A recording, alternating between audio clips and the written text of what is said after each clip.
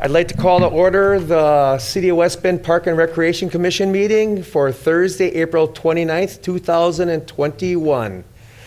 First of all, we need approval of minutes. Motion approved. Second. We got a motion and a second. Is there any discussion at all? All in favor? Aye. Opposed? Motion carries. I guess secondly, before, it's not on the agenda, but we want to introduce our two new members of the commission, and they're going to tell us a little bit about themselves. Who wants to start, Cara or Randy? You guys are up. Go ahead.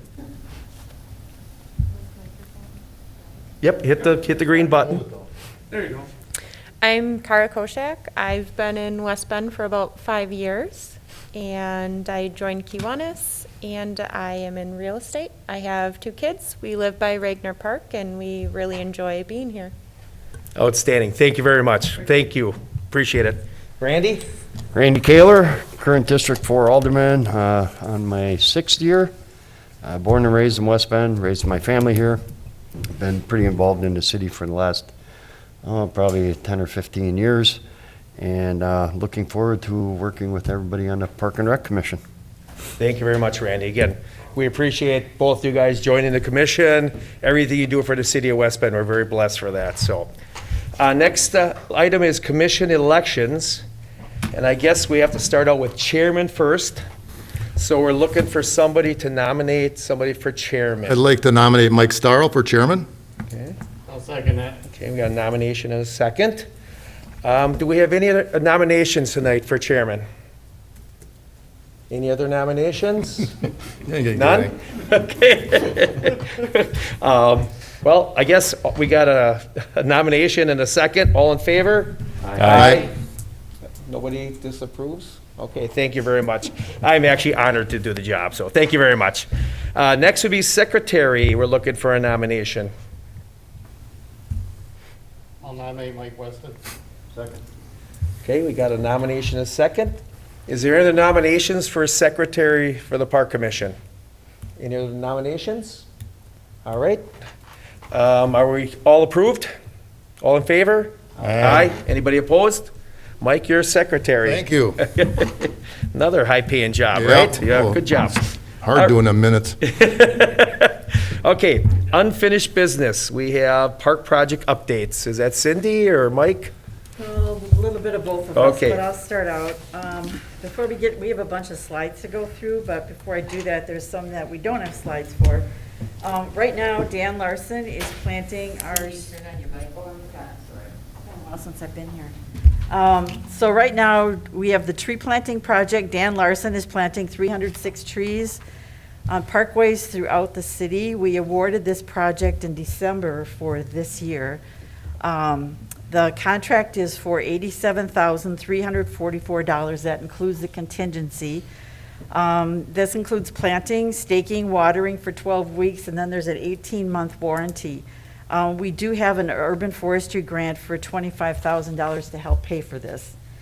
Another project is the Eisenbond State Trail crack sealing and seal coating. We got the bids back for that just recently, and I'm going to council on the May 3rd, to get the award for the project.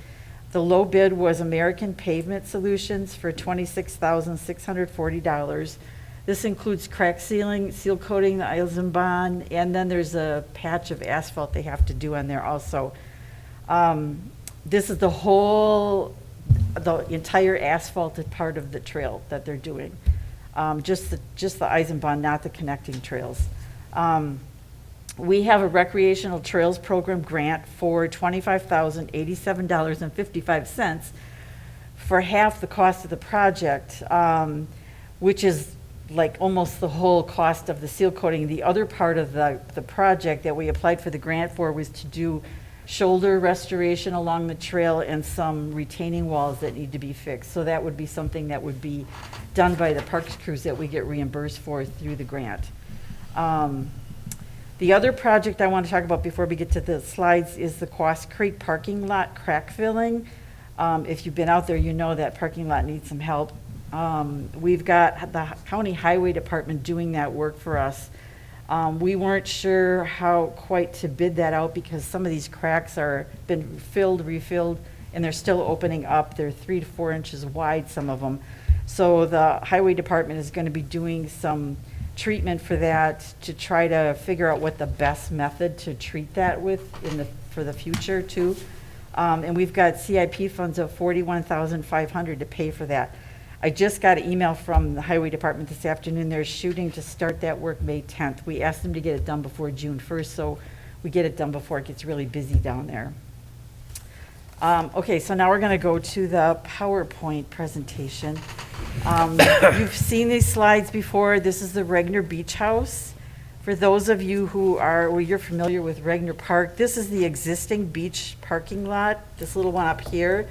The project includes demoing a good chunk of the existing building, the beach house, keeping the center portion here, and then rebuilding the back part with men's and women's restrooms, mechanical room, storage room, kitchen, concessions, and then on the right, and this would be the lifeguard area. On the right-hand side, we've got family bathrooms. There were men's and women's changing rooms in there. Nobody ever uses them anymore. So we're putting in family bathrooms where you can go in with strollers and all your stuff and get your kids changed and all that kind of stuff. So basically, we are in the process of getting the state permit for that, and we're going to be putting together finalizing the specs for it and putting it out to bid hopefully this fall. The other part we're going to be talking about is, depending upon the funding we get for it, the phase 2, or if we have enough money, we do it right away, is to do a multi-purpose room at the back of the building. And this would be like a large open patio here. This area is a covered pavilion, and then there's another open patio in the front. This part, and this is all part of phase 1, with possibly a couple alternates to bid out depending upon the funding we get and the prices we get. We can kind of pick and choose what we want to do. The other part of the project is the parking lot. I know Nick has been wanting more parking over there. This serves multiple picnic areas, the splash pad, the beach, and that little parking lot that we have is not accessible. There's also a playground along there, so we felt there was a need for a larger parking lot where they could actually get buses in here to turn around closer to the beach house. Makes it easier for the emergency vehicles to get access to the beach. So that's this whole new parking lot back here. Mike, you were going to talk about the funding. Sure. Any questions Oh, on? wait, I'll go to the next slide. Okay, sorry. So these are some of the visualizations. You've seen them before. The front of the beach house, the proposed front, this is looking at it, this is that open patio in the front and the covered one that's part of phase 1. And then this is the front of the building. The part in the back here would be phase 2, and this would be phase 2 if we break it into those phases. So, I'm sorry, go ahead. Nope. The state plan approval, that should be coming any time now, right? Because I thought it was like 6 weeks. Yeah, it's probably been like 3 weeks already. It's all there right now. 4 We're weeks. just waiting Yeah. to hear back. Yeah. So I thought it was. we don't anticipate any issues because we reviewed it, our inspection department reviewed it, community development. We have an architect that put it all together and sent it out to the state. So maybe 1 or 2 minor things. It's just, for us, a formality, so. Couple other quick items with this project, like right now our bathhouse is locked. The only time it's open is if we're ice skating or if the swim pond is open. So with this new design and new layout on the north end with the restrooms that Cindy was talking about, some of those restrooms are open to the outside. So this time of the year, in the fall, things like that, we will have restrooms at that end of the park. We have a $120,000 playground right there, no restrooms nearby. We have the other restrooms in the park, fine, but trying to accommodate some of these needs. ADA compliance, like Cindy had mentioned, getting that new parking lot in there. Making sure that, we are ADA compliant to the building, to the beach, to that playground, things like that. That's key. That's important for a project like this. So funding for this project, right now we're looking at, if we do all the phases, we're looking at approximately $1.4 to $1.5 million for this project. Last week, the press release went out. We are very happy to announce that We have already raised over $665,000 for this project. The significant donors to date are West Bend Mutual Insurance Company Charitable Fund, the Schlegel Foundation, Delta Defense, the Rouse Family Foundation, the Schlamer Family Charitable Fund, West Bend Friends of Parks and Recreation, and Commerce State Bank. And we also have a Beach Bums program, which every one of you have the slip at your locations this evening. What we're looking at with the Beach Bums, obviously, the significant donors that we have at this point in time, very, very impressive. It's just almost, I don't know, shocking to me at times, just their willingness to give. It's just, it's not just this project. We're going to go over all these projects this evening, and it's just, they keep coming up and offering to help with fundraising and with donations, things like that. But the Beach Bums program is, right now we're looking at, $1,000 if you want to be a beach bum. If someone wants to donate $50, we'll be happy to take your $50 Beach Bums donation. So we were just looking at just another fundraising avenue for a project like this. We're pretty excited, to say the least, about the Beach House project. I think anyone who grew up in West Bend probably spent some time in the Regner Park Beach House. Crazy little things we'd really like to have, like warm water. That'd be kind of fun to have. And Nickel candy? something. Well, Nick's going to be doing all the concessions, so we'll leave that up to him. The olden days. So right now, $665,000 is totally impressive as far as donations to get this project moving forward. We don't have a specific timeline as of yet. If we would like to start bidding, we would like to bid it this year. And like Cindy had mentioned, in phases, and that depends on our funding. Cindy is also applying for a stewardship grant to help pay for some of the amenities. The restrooms, the new amenities, the restrooms, the open air pavilion, the parking lot, things like that. Cindy's our own in-house grant writer. We were very fortunate, the city's very fortunate to have Cindy on staff to handle those grants, because if I did them, we would never get any money, that's for sure. So actually tomorrow we're driving them to Milwaukee, so we're going to hand deliver them. So, this project, really a community project, the open air pavilion on the south end. You want to have private parties, great. We have the community room in the back. You want to have some parties in there and some family events. Do you want to have a small wedding, spring or fall? This would be a really cool location. You have the inside for catering and food. You could have your band on the outside. So all kinds of really good possibilities outside of the swim season. Yeah, it'd be fantastic. So we tried to look at everything. Even if you want to go with this new design, you won't need to go buy a swim pass. You don't have to go in a building. We're going to have a service window to the outside. So all those little things we tried to incorporate into this design. So any questions on the beach house? It's a great question. With the restrooms from, let's just say it would be this week, I'm going for a walk with my kids and they have to go to the restroom. Will that be automatically turned on and off, like at 10 a.m. in the morning, at 6 p.m. or something like that? Is that how that works? Or Yes. Okay. So like the restrooms by the entertainment area, those I think we have them for 7 a.m. to 11 p.m. right now. Oh, okay, great. And those we leave till 11 p.m. because the entertainment area. This year, we would probably look at a 9 or 10 o'clock. Great. Just like the restrooms over at the Carl Cuss Field, same thing, so. Okay. Yep. These restrooms would be heated and open in the winter, and the ones on the right would be open in the summer, and they'd Oh. be seasonal. Outstanding. So, And the fireplace is staying? the fireplace is still. Yes. Somebody asked me that. I said, yes, it is. Yep, Yep, we're keeping, that's we right. talked about, do we demo the entire building? Do we keep part of it? All the renovations we've done in Regner Park, up until the grandstand and Carl Cuss, we haven't demoed any buildings. We've renovated the buildings. The grandstand at Carl Cuss, it was 109 years old. It was beyond renovating. So that's why that decision was made to fully renovate that to the ground. So, Great. very good. Any other questions for Mike and Cindy? Well, that's just one project. Oh, I know. We're going to the next one. But this will be the last piece of the rejuvenation of Regner Park. It is, and thanks for bringing that up. The Regner Rejuvenation Group is also helping with fundraising for this. Another group of just hard-charging community leaders that,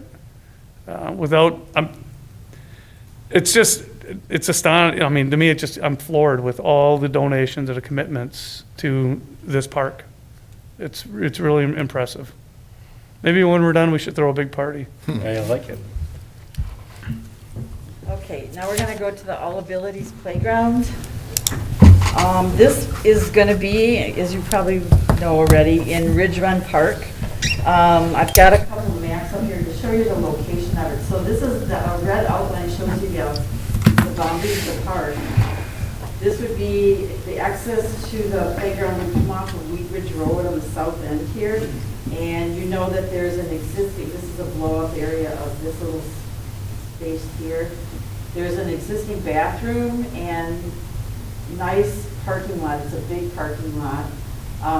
And this is an existing playground and a sand volleyball court to kind of get you oriented where we are. This is a blow-up of that area with the contours, and this is basically the outline of the playground. We just got the latest design iteration from the Play-by Design, the company that's doing the design for us.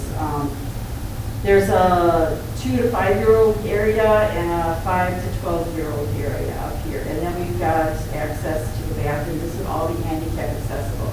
A couple of the things we talked about doing are right now you come into the parking lot this way and parking, or the vehicles go this way around, but we want to change that. Come in here and possibly put a bus drop-off lane right here, and then improve the handicap access parking because what's here right now isn't really ADA compliant. So we're talking about putting an extension on the parking lot here and adding more handicap accessible parking.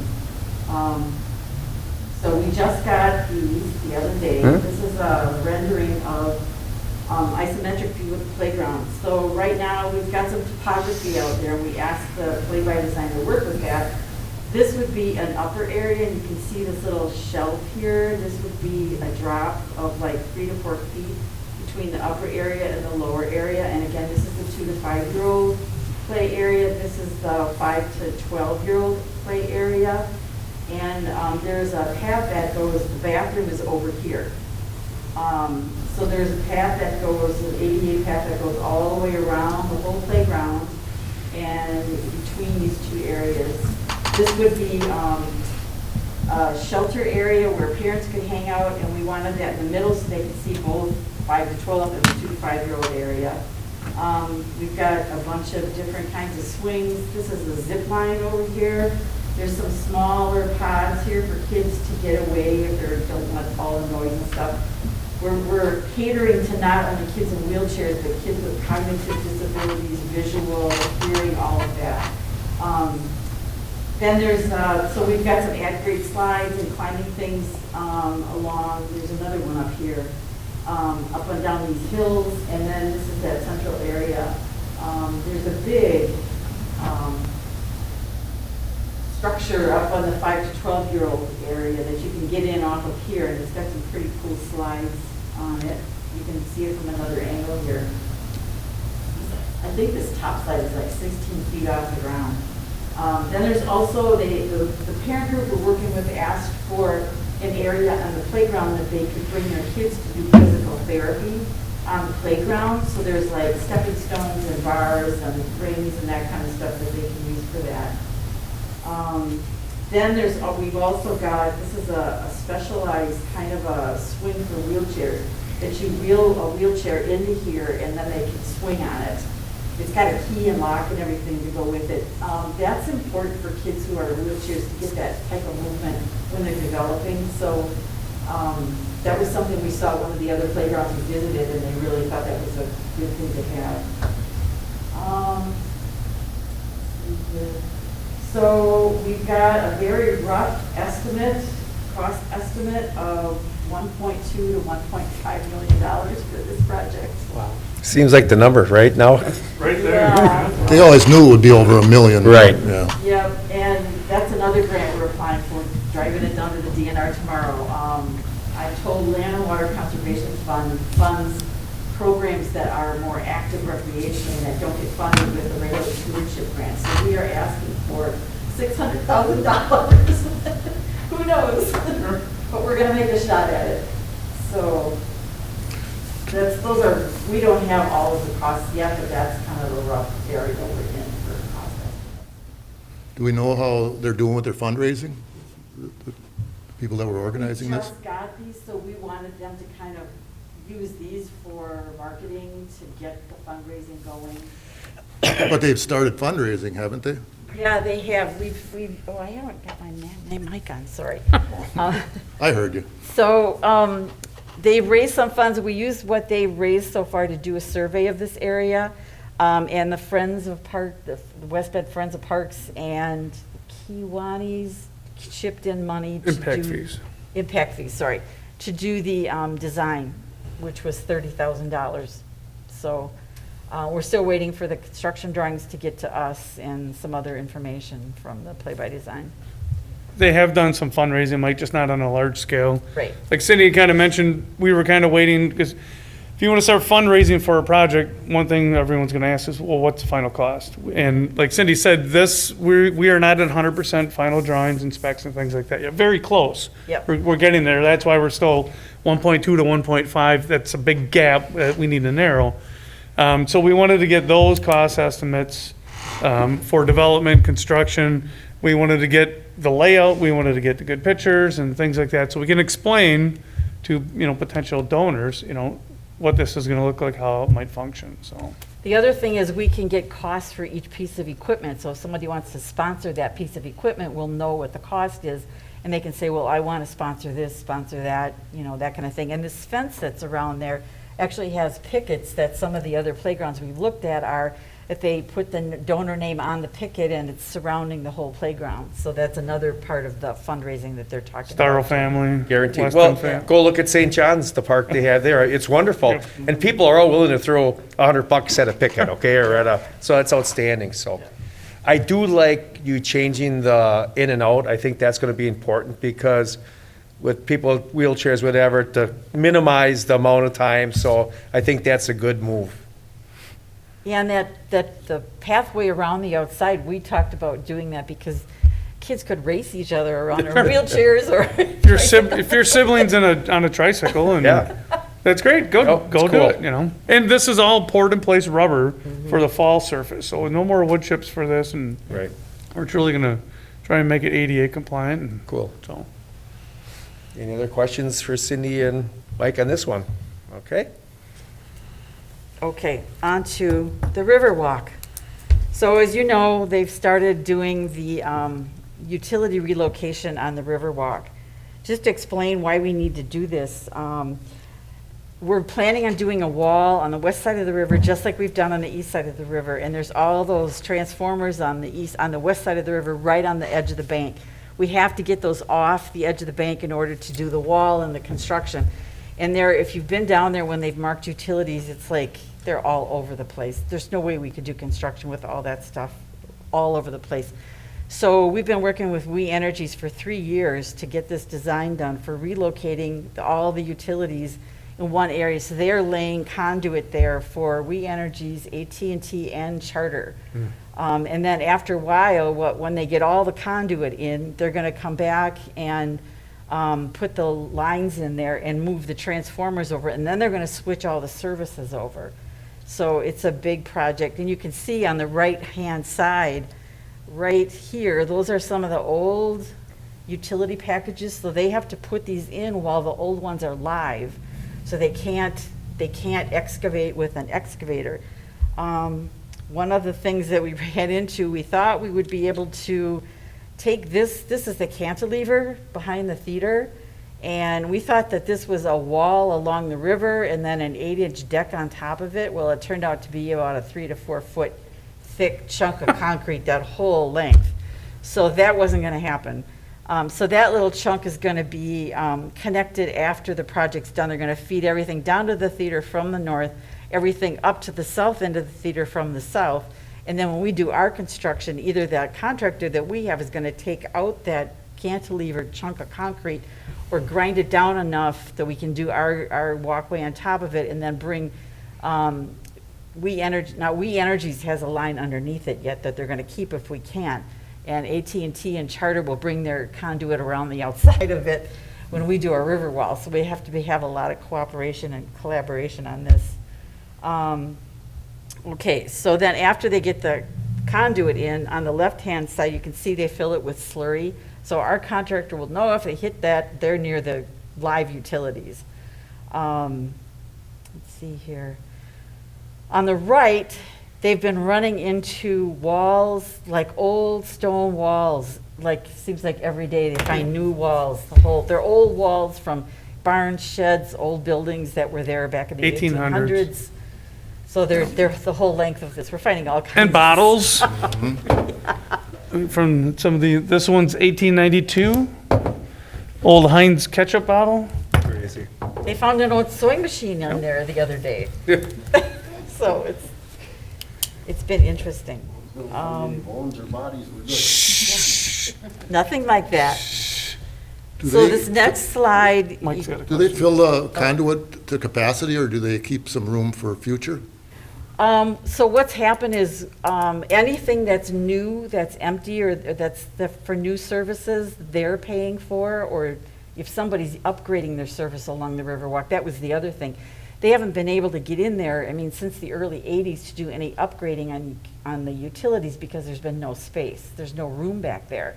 So we decided with this project, they were gonna try to do it all at once and upgrade stuff. So it gives the We Energies and the other utilities an opportunity to upgrade their facilities and offer the businesses along there better, services or more service than they had before. And anything old, we're paying for. So it's still a big price tag. On the right-hand side, you can see the hydro excavator up here.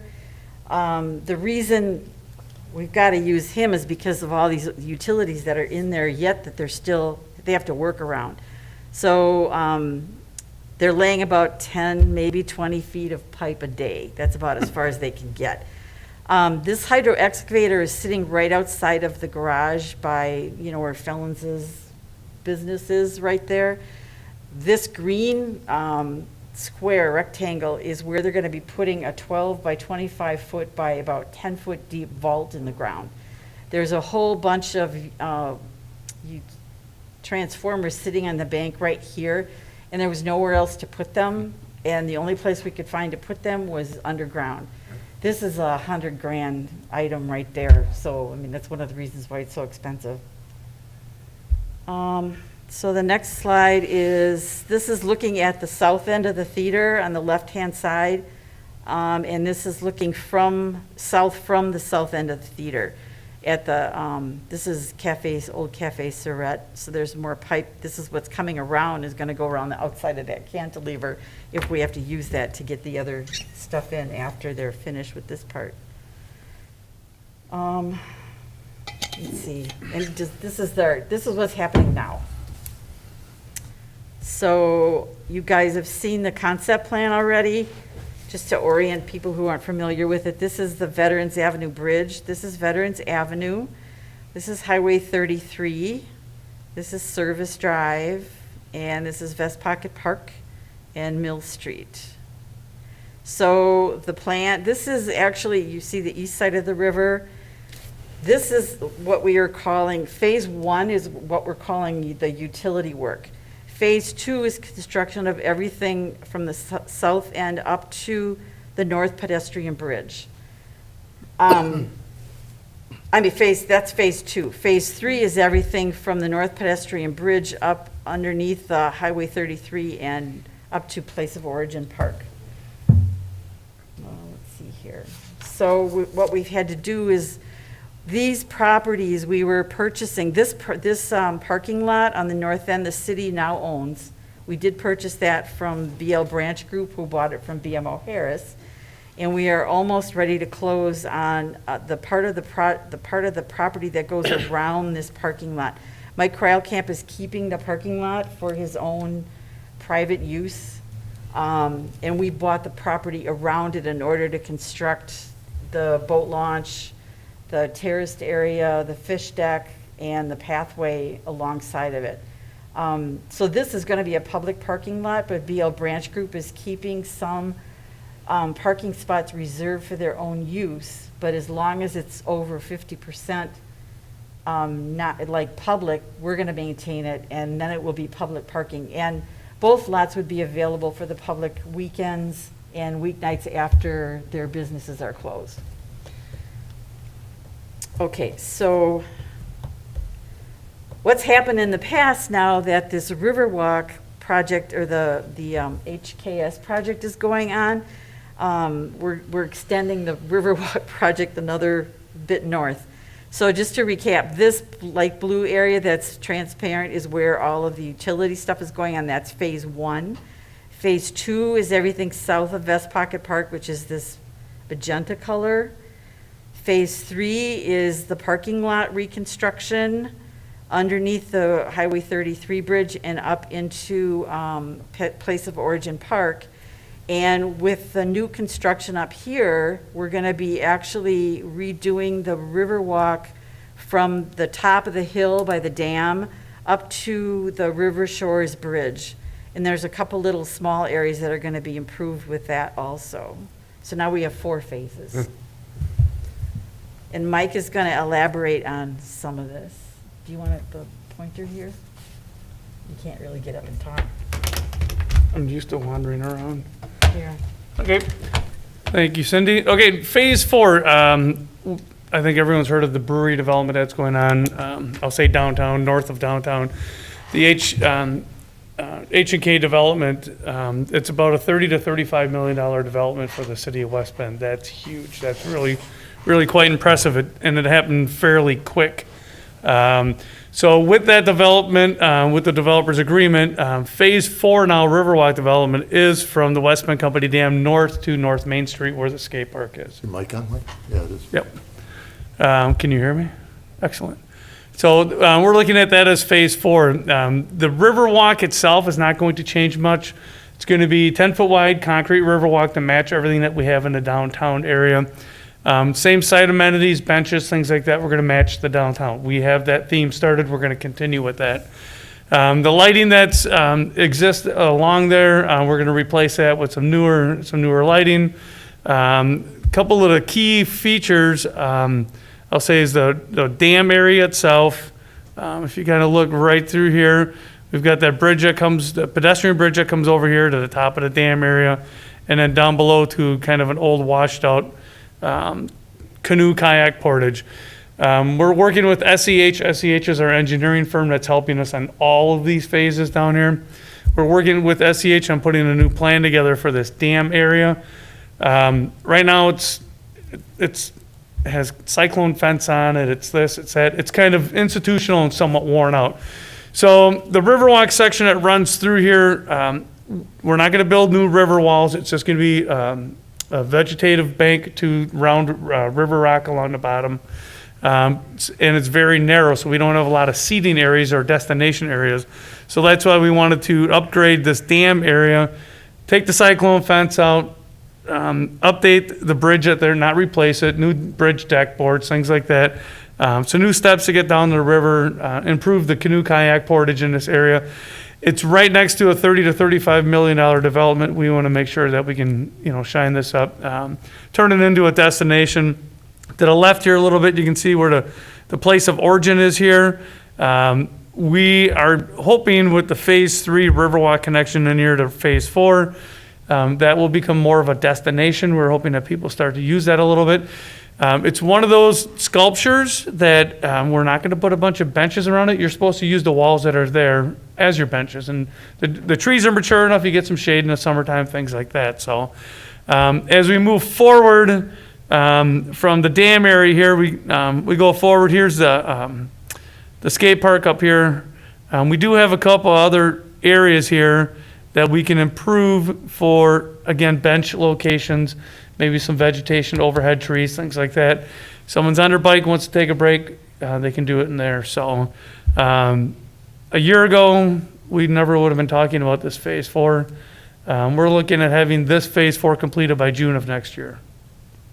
So phase 4, it will now be the first phase, the second phase completed. Utility phase will be done, and now phase 4 will jump ahead of everything else. So, and we'll talk a little more about timing here in a second. So. You're up next, too. Oh, yes. Okay, and of course, I need to look at this. And of course, you know, the question is funding. So like Cindy mentioned, phase 1 is utility work. Phase 2 is the west side downtown. Phase 3 is the parking lots, kayak launch, all that good stuff. Funding for all of this is anything from donations to redevelopment funding from the city, grant funding, TID funds, and park impact fees. The slide that we have up in front of you right now are mainly the donations for the West Riverwalk. The top, I'll say 1/3 of the slide, we're looking at $1.5 million in donations towards the development of these Riverwalk sections. Mainly phase 1 and 2 for these donations. Again, you look at the organizations on there: West Bend Mutual Life Insurance, Redevelopment Authority funds, a block grant, West Bend EDC, We Energies grant. We have 2 of them. The bid funding. So definitely some city funds involved and some donations for that. The next section down below, you can see some additional grant funding. Again, Cindy's a great grant writer. Fund for Lake Michigan, the RTP grant, the Dnr Development Fund. You look at that stewardship fund, we're talking $617,000 right there. That's really impressive. And then the acquisition grant. So just looking at that, we're looking at like about a $2.3 million towards the development of these Riverwalk sections in the downtown. So lots of different funding sources to get us to where we are going. So big picture, what is this all going to cost? Phase 1, again, that's our first vertical column up there. Here, where am I? Here's our phase 1, which is the utility work. We're looking at about $1.3 million just in utility work. Phase 2, again, which is from the Veterans Park north to the North Pedestrian Bridge. We're looking at approximately $2.6 million for that development. Phase 3, which is the new north of the North Pedestrian Bridge, the 2 parking lots, kayak launch, the underpass under Washington Street, and connection up to the West Bend Company Dam, $2.7 million. And the phase 4, which is the newest phase for the brewery development, we are looking at $580,000 for that. So looking at these 4 phases, we are looking at an impact of $7.2 million of Riverwalk and urban development in downtown West Bend. Is it Riverwalk development? Absolutely, but it's urban development, the parking lots, the backs of the buildings, things like that. Is it expensive? Sure, it is. I mean, there's $7.2 million is a lot of money. I can say this is one of the most challenging construction sites that we would have in the city of West Bend. Very narrow, very limited. You can see with the utility work that Cindy was showing, we can't go down there with excavators and start trenching lines in and things like that. We just physically can't because everything that's down there. We have many different properties, private property owners that we have to work with easements, et cetera, et cetera. I can tell you the soils are contaminated, the water's contaminated, et cetera, et cetera. When I say that, it's not a brown site or anything like that. There were buildings there in the late 1800s. They didn't have the regulations we have these days. Nothing's dangerous or anything like that. Cities were very aware of what's down there. The DNR's aware of what's down there, et cetera, et cetera. So, but it just makes it more challenging. We do any excavation down there, we can't just haul the material off site and use it somewhere else. We have to treat it properly. So everything that's involved with that, it's a challenge on a daily basis. I can tell you we're finding pipes, just about every day we're finding utilities buried. We have no idea what they are. So $7.2 million, again, I view it as Riverwalk development, also urban development of our downtown impact. We're gonna have, again, different funding sources from anything from donations to redevelopment funds, grant funding, TIDs, park impact fees, which that's our next agenda item for this evening for some redesign down there. So very expensive, but we know what the east side looks like, and that's what we're trying to do on the rest of it. So Just to give you an idea of why Phase 2 is so expensive, to get equipment in there to do the construction, we've actually got the permit from the DNR to take and put sheet piling like 20 foot out from the edge of the bank, so the contractor can build a road in the river and then do the work from the river and take it out as they move north. So they actually gave us the permit to do that. But it's like, that's a $300,000+ item right there. So it's things like that. Just to, because this is such a narrow site, it's more expensive to do the work that we're talking about, so. Okay, so one of the things that has changed since the first, that concept plan, this is the concept plan for Phase 3 at the top. This was the original design for the parking lot and then the public parking lot to the north. This has changed a little bit. We needed to add more parking up on the north end and more parking to this parking lot in order for the owners to agree to sell us the property. So what's gonna happen now is, instead of the walkway being up at grade and then dropping to come under the bridge, it's probably we're gonna still have the terraced area, we're still gonna have the boat launch, there's still a fish pier here, but this grade on this walkway is gonna drop down before it even gets to the river, and this will probably be the same grade as it goes underneath the river. So we have to have additional walls on the parking lot side and possibly even between the walkway and the river. That has not all been, we don't have a final design on it yet. The other thing we're doing, instead of bringing the walkway up to Highway 33, which was in the original plan, up here, this is actually, we're gonna raise the grade and make it ADA accessible, so it comes all the way up to the top of the dam. So this will all be a straight shot down this way, which will be nice for bicycles and stuff. They don't have to, curve around or anything. Let's see here. So those are the changes to Phase 3. So the parking lot by the boat launch, we'll have some of those parking spots for kayakers to use, right? This parking lot will be private. That will be Except private. nights or weekends. Okay. This parking lot will be public, and we've got some handicap spots here. We have to put a handicap accessible walkway down to the pathway.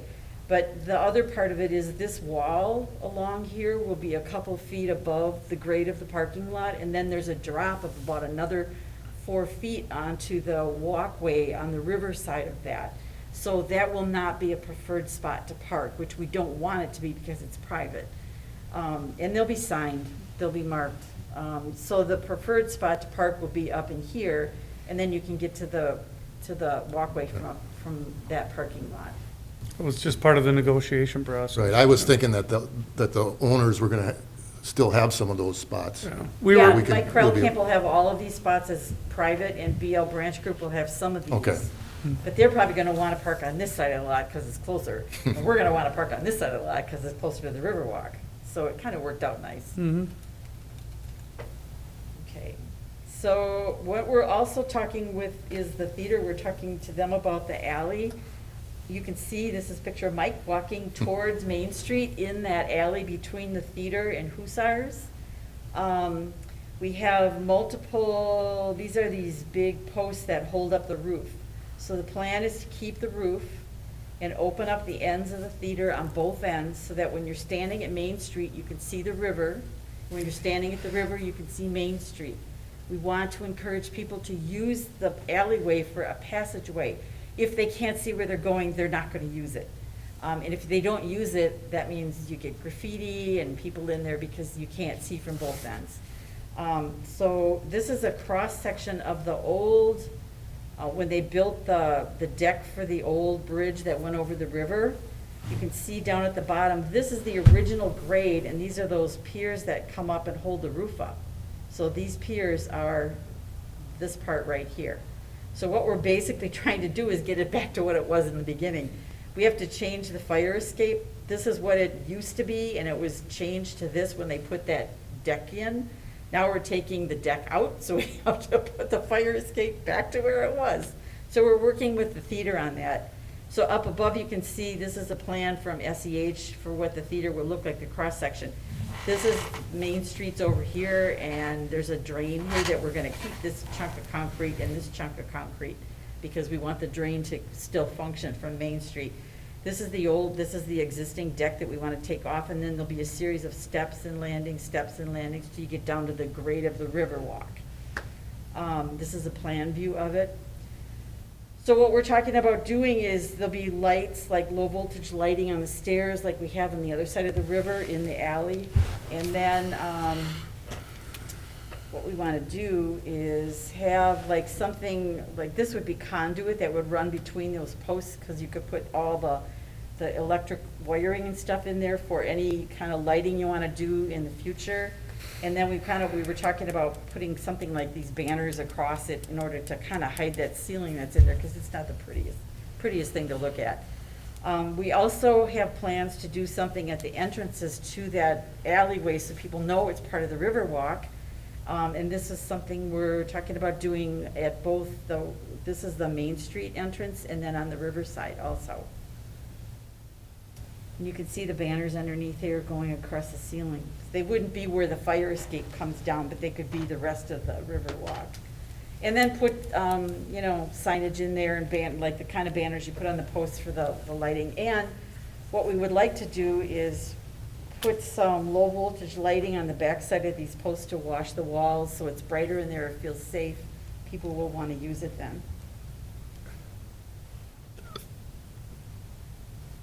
So anybody have questions about the Riverwalk stuff? I just have a question over by the dam. How's the dam itself? Is it in good shape, or is there gonna be work coming up on it? Everything we know about it, Alan, everything's good to go. And I know there's different rumors there's a wire down there, different rumors at times, the DNR is gonna require us to take the dam out and all that. They're just rumors. That's not true. There's no truth to that with the West Bend Company Dam or the Barton Dam. So, as of right now, we don't have any concerns with it. The floodgates are all good to go. I know Public Works did some work on those probably 2 years ago, so, yeah. And we're not looking at, because it's a dam, we're not looking at building some structures or anything like that, because we can't start going underground there. It's a dam. We can't start the permitting process and all that. I wouldn't even want to think about it. So, we just want to make sure we can shine it up and turn it into a decent destination for the Riverwalk users and the new development there. Right. I just didn't want to see us doing all that work on the Riverwalk, and then we gotta replace the dam or something down the Dam road. goes out. Yeah. That is not in the plan. Okay. Any other questions for Mike or Cindy? All right. All right, last big project, Cuss baseball field. This one will go quick. As we all know, the Cuss project has started. Again, this is our department. The city's working with the West Bend Baseball Association to get this project executed. I have their list of donors here. It's about a $1.6 million project. I can tell you they have over 60 different donors. I'll say 60 significant donors towards this project. I'm not going to read through the entire list, but I can tell you, of course, we will have those key organizations and individuals. West Bend Mutual, of course, Sunrise Rotary, Pick Heaters, Time Investment, and Horicon Bank. Quam Engineering, Kevin Parrish, those folks over there they've provided us tens of thousands of dollars in engineering services free of charge. A&W Iron and Metal have helped us out. BMCI Construction, American Construction Services, it's just pages of donors. I don't want to try and read them all because I'd end up missing someone. But again, the phase one for this project is approximately $1.6 million. They have reached that goal.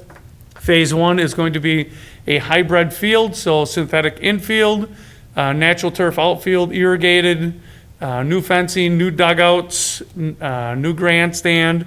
At this point in time, we do not have funding for lights, but we want to get all the conduit and everything buried for in the future, so we don't have to re-excavate things and, get things all messy there and all that stuff, so. In-house, our staff did the demo work of the existing field. And it won't highlight. Yeah, it was doing it before. I think it's because you got this folder. So we removed the light poles, we removed the dugouts, the grandstand, the fencing, we took that all down in-house. We recycled as much as we could. The foul poles, we have those behind our workshop. Those will be going up at Riverside Park at the ball diamond over there when we get some time to get them over there. I would guess next year we'd like to get them inside, sandblast them, reprime them, paint them, things like that. Some of the fencing went to West Bend Little League. They wanted to use some, they wanted it for some project over. So some of the fencing, some of the poles went over there. The light poles themselves have been milled down into boards.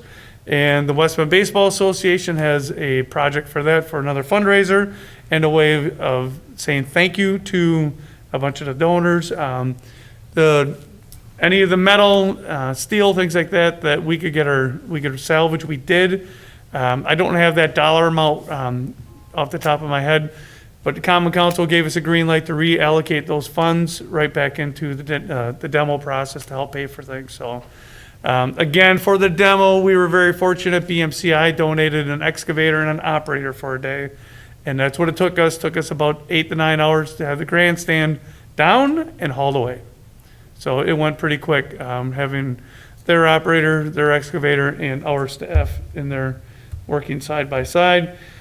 Here again, staff taking out some foundations from the old grandstand. The old grandstand, again, was 109 years old. We would rather renovate and save things. That grandstand was beyond that useful life. On the right side, just one of our staff members loading up some of the fence with the vines on it, hauling it out. On the right here is the grandstand coming down. On the left is BMCI. They were our first private contractor on site. We had 86-year-old water main that ran through the middle of the field. Well, we can't put a $500,000 grandstand on top of 86-year-old water main. So that has been relocated outside the footprint of the new field. Even if 20 years from now we want to expand or add more seating, it's all to the outside. We have all kinds of room now, so we can go do all kinds of future things if we'd like to. This is what it looks like now. Kind of look at home plate here. The new home plate's going to move to the northwest a little bit. Third base dugout is going to almost stay right where it's at. First base dugout's going to move in, and the grandstand, you can kind of see the front of the grandstand, the old one. It's actually crooked with the center of the field. It was never lined up. So the new grandstand will be kind of right in this area, fairly close to the concessions building, but that's kind of the location where it worked out. The grandstand itself will have almost 550 people for seating, which will be about 50 more than what we have right now. It will not have a roof. It will have the press box that you see in the upper right here. One thing we wanted to keep with the old field and the new field, everyone knows the big West Bend letters that were up on the old grandstand. We're going to be putting West Bend back up on the new press box area. Not the old letters, but some new letters, things like that. So the old letters, wind load, all that good stuff, et cetera, we're going new on that. So, and we're looking at some low voltage lighting actually to light that up at night. So people come down North Main Street, they can see the West Bend lettering there. Storage underneath the new grandstand, that'll be good for the high school booster club, the baseball teams that use it, et cetera. And here's just a quick drawing. Again, you can see first base dugout. It was down here. Now it's moving up. Grandstand will be back in here, things like that. So again, we are looking at for phase one, $1.6 million. Hopefully, the Baseball Association is still fundraising. It's been another success story. Hopefully lights will be in the future and we can keep the development of Carl Cuss Field moving forward. So, questions for me? And I think you should tell Mike that it was developed that the pitcher's mound is movable. Yep, And yes. there's spikes for different bases, so the girls softball are gonna be able to play down Yep. there. Little League, Senior League, Yeah. and high schools, and the Lithias and everybody. Yep, So- yeah, so it's kind of a multi-use facility where the mound itself, like Mike said, we can just pick that up, move it. We can run girls softball. we don't have all the particulars laid out yet. If girls softball wants to stay at the high school, great. If they get rained out or something, that day they can move the game to Cuss. They can get that in. Give us a couple years to get the natural turf outfield grown in. We want a good thatch layer for that. Maybe lacrosse in the outfield, maybe some soccer, things like that. We wouldn't object to anything like that. So, yeah, 3 sets of base pegs, softball, youth baseball, and then the adult for 13 and up, I'll say, the 13-year-olds and up. So West Bend Little League, they've been playing some games there the last couple of years. I can tell you, my son played some games on it at 13 years old, and for him, it was like playing at Miller Park, you know? Yep. So we do this project, those kids, I mean, you want to talk about a dream field, so. Great. Is it gonna be secured like the old one was with the chain link fence? Yep, it'll be fenced all the way around. The sideline fences at this point in time are gonna only be 4 feet. So it's not gonna be the 8 foot and things like that, but things will be secure, so hopefully keep motor vehicles and things like that to the outside, so. Great. Any other questions for Mike and Cindy? Boy, that's a lot of stuff you went through there. Holy mackerel. We are busy. Yes, That's and good. that's a good thing. Yep. Okay, item B is resolution authorizing transfer of funds, Park Trust Park Impact Fees. Okay, I will take that. So last month, at the commission meeting, we discussed, and it was approved to transfer $55,000 of impact fees for the redesign of part of the Riverwalk downtown. That motion never went to common council because the H&K development came through, and we now have their final plans of what we need to do. So that $55,000 motion ultimately died because it never went to council for final approval. So this evening, we will be asking for, I put my glasses on, $83,480 of park impact fees to be used for redesign of the downtown Riverwalk. So last month, we were talking about redesign from, last month and tonight, redesign from the north pedestrian bridge up to the West Bend Company Dam. With the H&K development now through, the developers' agreements agreed upon by both parties, et cetera, we now know, we have our marching orders and what we need to get done. So we would like to use the impact fees for redesign of that area. The 2 parking lots that Cindy talked about, we had a design for it through negotiations. The negotiations on those parking lots has been almost 3 years. So a lot of things have happened in 3 years. So between the parking lots, the HK development, that $30 to $35 million development there, we need SEH to do redesign on the trail alignment, floodplain modeling, et cetera, for basically phase 3 from the north pedestrian bridge up to that dam area. Development, final construction development of this phase 3, a lot of that will be TID dollars and possibly some impact fees. So, and timing, again, phase 1 timing, that'll be done this year. Phase 2 and phase 4, we're looking at going out for bid this year together. If we can, we'll hire one contractor to do both phases. And phase 4, again, we need that completed by June of next year. So this ties that phase 4 into the HK development. So we need to get that done, that work done. So that's why we are requesting to use $83,480 towards that development of those Riverwalk sections. Right, any questions for Mike on this one? Well, it's a good place to use that money, the impact fee money. Yeah, the HK development, also the residential developments over on Forest Avenue, which is, the same neighborhood basically. We are looking at several hundred thousands of dollars of park impact fees. So, like Mike, I agree with Mike, this would probably go hand in hand where. I'll move to approve the transfer funds. I'll second. Okay, we got a motion approved. Is there any discussion? All in favor? Aye. Anybody opposed? Motion carries. Thank you. Thank you. Okay, new business. Are we going to Jackie now, or where are we starting?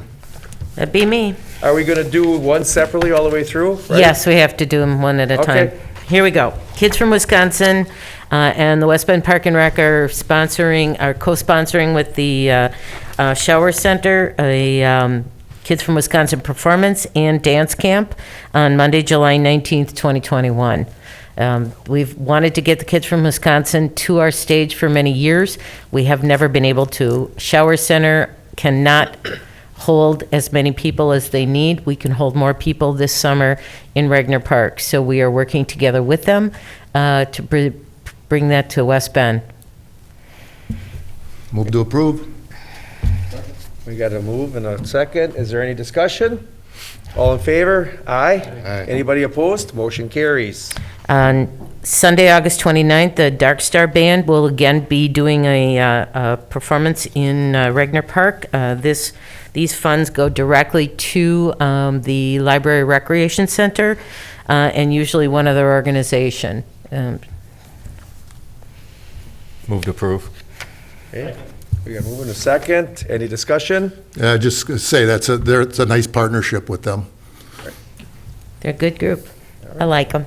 Wonder why. Okay, any other discussion?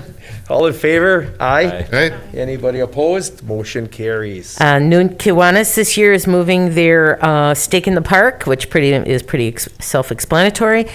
Generally, that's been done in June. This year, that they have opted to move it to September to secure the time and whatnot to September. A motion and second. Any discussion? All in favor? Aye. Anybody opposed?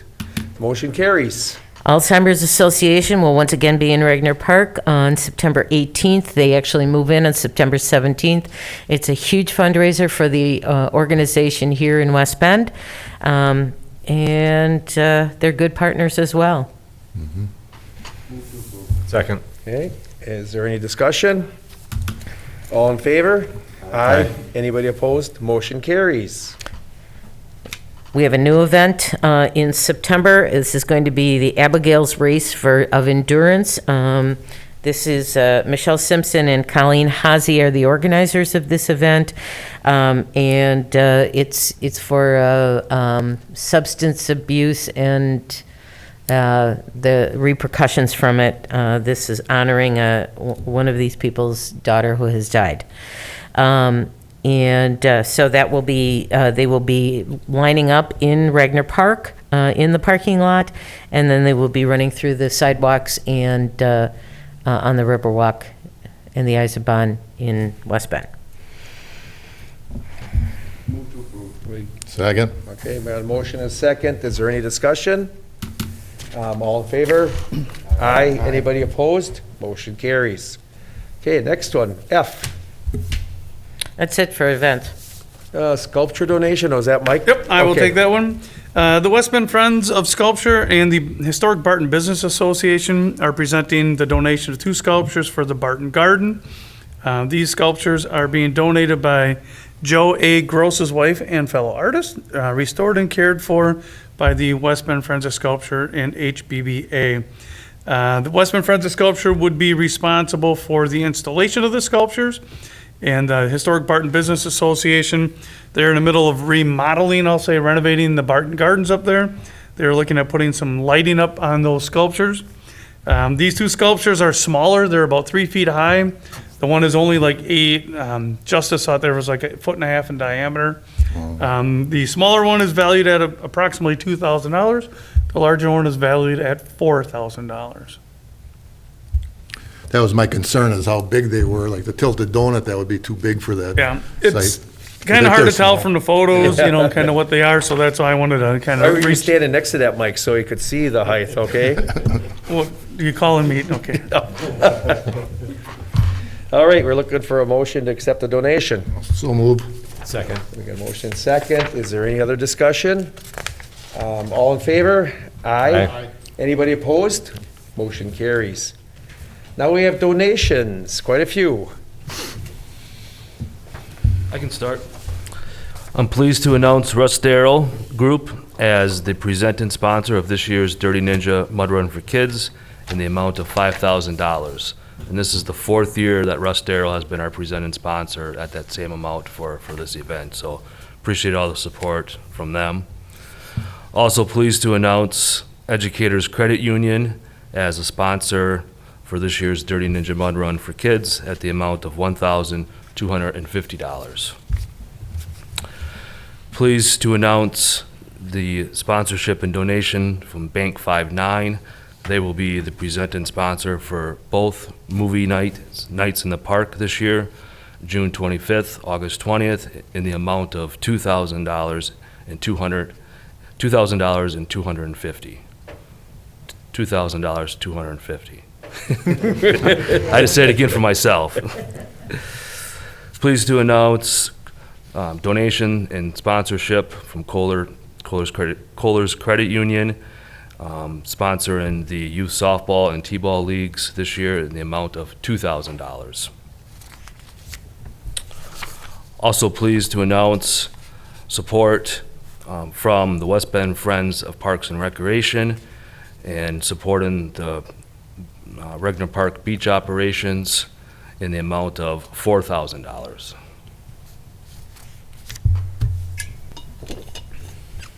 You don't have any? All right. Thanks, Nick. I have 4 donations here, all relating to the beach house renovation. The first donation is from the West Bend Mutual Insurance Company Charitable Fund for $100,000. A little caveat with that, an additional grant of a second $100,000 donation is recommended for the Phase 2 of the beach house if the contributions are totaling $900,000 or more for Phase 1.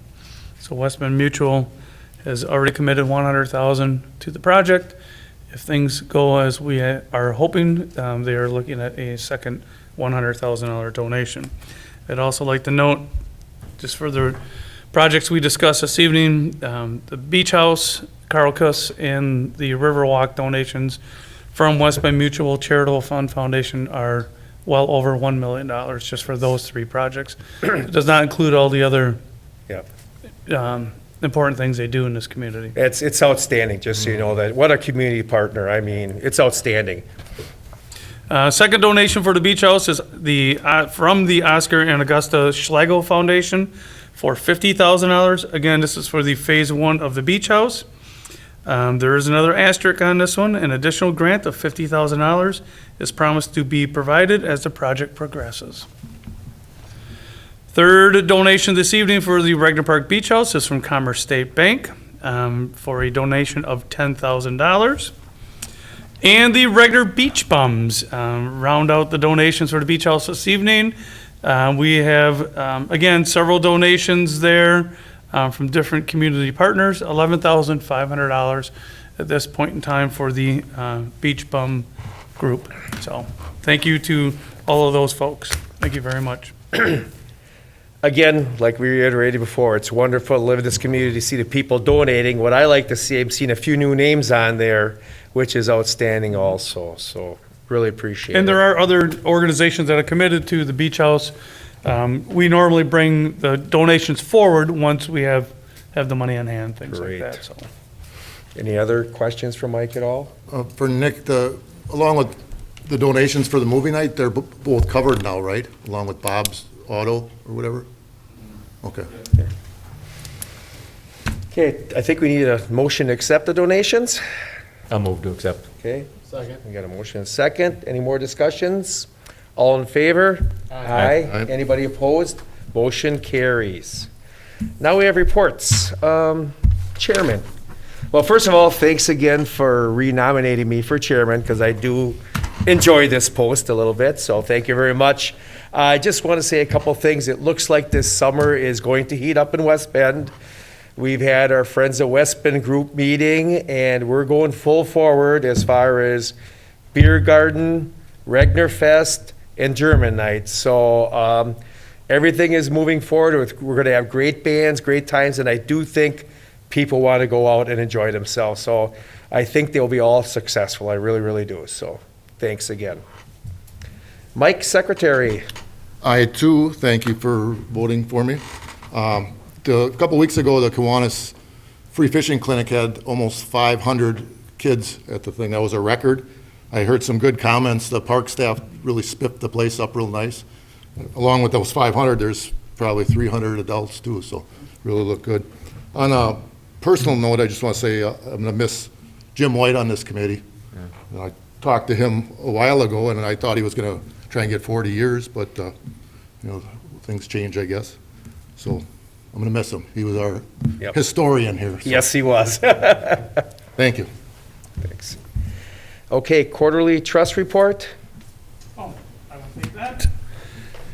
All right, I'm just going to kind of hit some highlights. Let me know if you have any questions. The PARC fund, that could be anything from donations to impact fees, like with Jackie, and special events. That's a nice fund. That's a nice balance in that fund account. We can use that in the future for projects and things like that. Something that comes up if we need. One example is a Kiwanis shelter in Regner Park to help finish up some of those items. So that's a nice little account that we have available to us. Again, us as staff, we can't just go ahead and use those funds. That would have to come before the commission and things like that. So that's a good balance in that account. Park fees, as we discussed earlier, the impact fees, sometimes they're park fees, park impact fees, they're acquisition fees. Right now, before the transfer of the $83,000 that we discussed this evening, we're at $325,000. That number will grow. Again, with those acquisition fees, we need to allocate those within 7 years of receiving them. So we do have some big projects, the Riverwalk project, one, All Abilities Playground, things like that, that we can use some of those funds. And as we've been talking a little bit more about is Parkside O, some future work out there. So, and with Parkside O, I mean, I'm not suggesting a $5 million water park tomorrow or something like that, but let's start using it. Let's work with some of our bike groups and things like that and start doing some trail development, et cetera. And another one I like to mention is the dog park fees donations. We are $46,000 for that at this point in time. Again, those are donations or their annual dog park tags for out at Rouse Park. Again, that's a good amount to have in there. Their only large project at this point in time this year is some tree planting out there. So they use those funds for their portable restroom to doggy waste bags and all kinds of stuff, keep their operations going out there. They bought a snow blower this winter, walk behind snow blowers, so that's what we have. Any questions? Any questions? No questions. Do we have to make a motion to accept this report at all? No? No, okay, thank you. Okay, on to Park Project Manager. Cindy, you talked a lot tonight. You got more for us? No, I'm done. Oh, come on! I expect another half an hour out of you. I will say the Regner shelter, BMCI is crazy busy. They're doing the cladding of the posts, and they're going to get at it as soon as they can. Then we'll get the electric done, and then that project will be finished. That's all I have. Thanks, Cindy. Mike, are you going to handle Courtney's conservation? There, you sent an email? Yep. Courtney and Dan's report. Yep. Again, lots of good flyers that she included in there, lots of different new birding programs, I think, so far. For Birdathon, she has 7 people signed up. She thought it's groups like or programs like that. She doesn't want 30 or 40 people. It's good to have a little bit smaller. I know her weekly birding group that she has, that's growing by 1 person every week, I think. So they're busy. It's good. Client sales right around the corner, so we're good. I know she said that there's a couple spots open for the monarch butterfly thing if anyone's interested. Yep, there are. That one will be another popular one out there. Yeah, it's new. That's neat. Cool. Tourism, Jackie? That'd be me. Okay, I'll go real quick with you. A reminder that this Saturday in Regner Park, we have the West Athletics Chasing the Chill event. I've been really excited to work with these people. They have been open to suggestions, and we're going to be utilizing the Regner Entertainment area like it's never been used before, but we have been planning for. So picnic area 6, which goes from think about where the bathrooms are, north to where the fence is on Park Avenue. We have a loop that the guys, as they've been taking down trees, we have a loop in that area that you don't really see.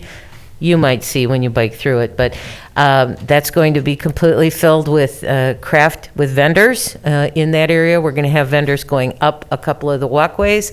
We're going to have vendors coming down all the way to the splash pad area. They're going to be using the Strakota building as a double-decker silent auction area. They're going to be doing an evening wine and beer tasting. So they're really utilizing the park. I was holding my breath about the weather, and thank you, God, we're going to have 77 and sunny.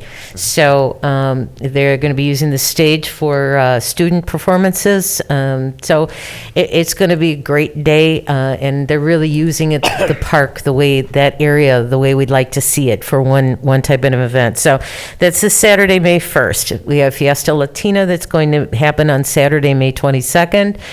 So make sure that you get out and see that event too, because every year they get better and better, and they have great food. I'm going to just talk a little bit about the special events coming up, and I want to make just a couple of notes for you as commissioners, because somewhere along the line, these questions are being asked of you as they are of me daily. We are holding the memorial parade, and we are holding the memorial service at the courthouse. I have to pull the permits for that, so though the parades, both the memorial parade and the 4th of July parade, are permitted through the Park and Rec Department, City of West Bend special events. So while we are asking for compliance in terms of social distancing and those kind of activities, we are not the police, and we are not the masking police. So we are asking people to do what is appropriate. Every day, the guidelines are changing. Every day. Every day, I know I drive my fellow staff members crazy, because I'm sending out, hey, here's what's new. Wear this, don't do this. Wear this, don't do that. But it is part of our responsibility to make sure that we are handling it appropriately, and that we are not placing any of our citizens or any of the people working and all of these wonderful volunteer groups, which is 99% of what we do in the parks, is work with volunteer groups. We don't want anybody to be put in danger. So I get pushback from all ends all the time. What do you mean you're going to have masks? What do you mean you're not going to have masks? And that's just the way that society is right now. We follow the guidelines as they are on the day of the event. We try to get the information out as much as we can. We have successfully held an Easter egg hunt where we had a tremendous amount of kids. Successfully held the fishing clinic. Again, these are outdoor events, so there's a little bit more leeway, but we also have to be cognizant of the fact that children are now starting to get infected. So these are things that we do have to pay attention to. We can't just throw caution to the wind. For the 4th of July, we are offering a parade. We are going to be having music in the park. We are going to be having beer. We are going to be having food. The dance tumbling troupe and the Booster Club that has always done the 4th of July, both beer and food, has ceased operations. And so we have gotten the Barton Business Association and the Kiwanis will be working along with the Darkstar Group and Spotlight Productions to provide the beer and the food on the 4th of July. So we've got new organizations in there, but it's just things like, for instance, and I know that the Friends of Park and Rec are doing it too, closed, instead of having the bottle of ketchup out on the table, we have packets. We have to watch and be careful of how we handle food, how we distribute food, because we don't want to be closed down by the health departments. So these are all things that we are doing. We are by no means putting the brakes on anything. In fact, we're all, going forward, evidenced by the kids fishing clinic, where it was maintained appropriately, and we're just not throwing caution to the wind, but we're also not going to be the face mask police. So if people have questions about what's happening, we are doing what we can, and we will proceed forward, but we do have to proceed with at least some identifying the fact that this is still in COVID. And so we're doing whatever we can to make it perfect. And we're still, for instance, 4th of July, we're still 60 days out, 64 to be exact. So who knows what's going to change by then, but we're not going to cancel. We've made a decision, and we are moving forward, however, and we work with the environment and the situation as it is at that moment in time. Okay, that's it for Any me. questions for Jackie? Thank you, Jackie. Nick, Recreation Supervisor. Spring swim lessons start at March 13th and will end May 15th, and of course, we use the West Bend High School pool. Our sprint archery lessons started on Saturday morning, April 17th, and they will go until May 15th, and we use the municipal archery range. We have 2 sessions of archers. Spring programs, some instructional programs that we have going on at Quaz Creek. We're using Diamond 1. On Tuesday evenings, we have baseball and softball, and on Wednesday evenings, we have soccer. If you recall, our dance program that starts in September and runs through April, and of course they use the Library Recreation Center, our new dance studio. They finished up last week with their classes, so they're working towards their season-ending dance recital, which was this past Saturday, the 24th. And due to COVID restrictions, we split the performances this year. So the Tuesday night classes were at 1 p.m. and the Wednesday night classes were at 3 p.m. We issued each dance family 6 tickets, and we used the floor seats of the theater, and we staggered blocks of 6 seats throughout those rows, skipping every other row. So we blocked off a row where they couldn't seat. It was a nice recital, well attended. Of course, everyone appreciated that there was something, at least for the kids, offered that they could finish up with a dance recital experience. Some summer notes: the beach is scheduled, will open, and it'll open Friday, June 4th. Beach staff orientation and training will start the week of May 31st. Summer programs will start the week of June 7th. Registration's ongoing. Of course, has started since March. Numbers are solid. And we are going to be offering our usual full schedule of programs this summer. Mud Run registrations is at 1,205 as of 6:20 p.m. this evening. We are at 48% towards our goal of providing a mud run for 2,500 little ninjas. So we're getting there. Good. Any questions for Nick at all? Okay, thanks a lot, Nick, appreciate it. I believe Dan sent an email out too for Park and Forestry, is that correct? Anything you want to highlight on, questions? Just busy spring at Cuss demo and restoration, things like that. Yep. No, things are moving along. They're dredging the swimming pond, the deep well. How deep do they go with that? We make sure that we have 12 to 14 feet for the diving well. How often do you have to do that? We check it every spring. It kind of depends, Mike, if kind of the diving well, the walls kind of collapse in. We've had some of that over the last couple of years. We're looking at bringing in a contractor this fall and kind of reshaping that diving wall a little bit. So, yeah. Cool. Well, my grandkids appreciate it, they love it, that's the greatest thing there is, so it's outstanding. Any other questions as far as Park and Forestry? All right, administrative report, is that Carolyn? Carolyn. All right. Yeah, and I want to thank everyone for giving me a few minutes to talk about what we do in the front office every day, just to serve the residents of West Bend and also to serve the staff. It's comprised of myself and a part-time assistant, Tanya Anderson, started last August. She's doing a great job learning everything. We're just in charge of processing all the mail. We process all the invoices. We record all the revenue that comes in, make sure that the payroll, part-time, seasonal, and everything is taken care of as well. Facility reservations we do as well. It's very robust already this year. We're happy to see all the graduation parties and the anniversary parties and everything that was canceled during COVID. They're all coming back and coming back with a gusto. We're reserving a lot of facilities for this summer. That's great to see.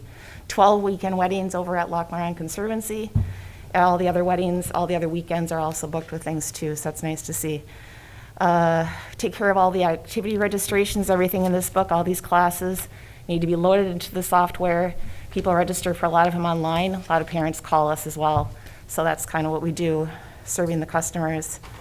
Parents are calling for summer classes, registering for camps. We help them register for the lunch program. We help them fill out the financial assistance applications as well. Phone coverage really is just customer service is number one. We answer all kinds of calls. Lately, this past week, Cindy's planting trees out there, Dan's grinding stumps, everybody either wants a tree or sees their neighbor getting a tree. I want a tree too, and want to know how that all works, and we're happy to explain that whole process to them. They have questions about park amenities, questions about facilities. We help them find a facility. Everybody wants Riverside Park Pavilion. It's always rented. We could really rent it every, probably 2 or 3 times over, every weekend in the summer. We have, on our recreation software, we have a super grid that helps us see all the dates and all the locations that are still available. And we're able to offer them a different facility based on how many people they're having, what date that they want and stuff. So that's a really nice feature that we can have. We can offer them a different facility if they can't get the one that they want. We saw the plans earlier about the beach house. If that gets a rental space in the back, I guarantee that's going to be rented out every weekend. It's just, there's a big demand for that sort of thing. A lot of phone calls we get is just asking for help with our online software. Our online software package, last time I had a big upgrade was like 2012, and it's outdated for sure. We're having increasing problems, people having problems with drop transactions, people can't log on. Depending on their browser settings, that sort of thing. They call us for help with that. And we're happy to help, obviously, but the software is old. We're happy that it was approved in the budget for 2021 to get a brand new software package upgrade. We're staying with the same company, but they have completely redesigned the software to be browser-based. Actually, people can actually register on their mobile devices a lot easier and not be hung up with some of the glitches that our current system has. We're looking forward to installing that this October. It's going to take a lot of studying for Tanya and I, taking a lot of time just to learn the database, learn all of the new ins and outs and all the different structure and how to work it. But we're excited because it's going to result in a better experience for our customers. So with that, yeah. Any questions for Carolyn? Is the camp lodge rented a lot? Yes. But not quite as much as Riverside, huh? Not as quite as much as Riverside. People don't know it's there. Yeah. Yeah, it's the, It's a beautiful facility. We price it at the same as Riverside. So if Riverside's booked, we say, hey, you know, what about this? Right. It's not right close to a parking, it's not close to a playground though. It doesn't have some of the amenities that Riverside does. It's got different, it's a little bit more secluded, which is nice. That's And then now fixed with up. Ridge Run in our back pocket, we can always offer them Ridge Run pavilions as well. cool. Well, Carolyn, thanks for everything you do. We really appreciate it, so. It's a pleasure. All right, Director Mike. A couple quick items. This Saturday, Roots and Branches will be holding the citywide cleanup green up.